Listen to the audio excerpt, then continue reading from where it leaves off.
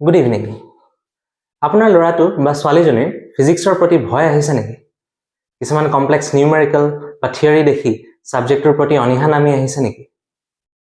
The problem lies in concept, not in the student. Physics বুজি পোৱা আৰু বুজি নোপোৱাৰ মাজৰ এটা থিন লাইন আছে।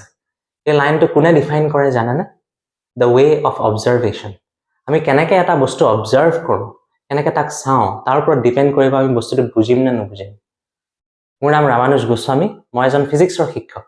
মই লাষ্ট 10 years ষ্টুডেণ্টছক JEE NEET নিচিনা এক্সামৰ ফিজিক্স পাৰ্ট ট্ৰেইন কৰি আহিছোঁ।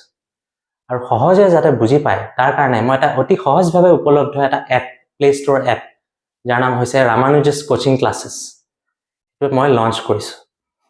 তাত অতি সৰল ভাষাত, অসমীয়াত আৰু ইংলিছ, যেনেকৈ আমি ঘৰত কথা পাতোঁ তেনেকৈ বুজাই থোৱা আছে। ক্লাছ 11-12 ফিজিক্সৰ লেকচাৰ্ছ আছে মোৰ, আৰু তাত মই ডাউট ক্লিয়াৰিং ছেশ্যনছো কৰোঁ, লাইভ ক্লাছেছো কৰোঁ। এই এপটো যে আছে সেইটোৱে বহুত মানুহে নাজানে। মই এইটো জনাবলৈকে এই মেছেজটো দিছোঁ, যাতে মানুহে জানে, ইণ্টেৰিয়ৰ ৰিজনছৰ মানুহেও যাতে জানে যে এনেকুৱা এটা এপো আছে যিটোত ফিজিক্স সৰলভাৱে বুজাই থোৱা আছে ষ্টুডেণ্টছৰ কাৰণে, ক্লাছ 11-12। Thank U.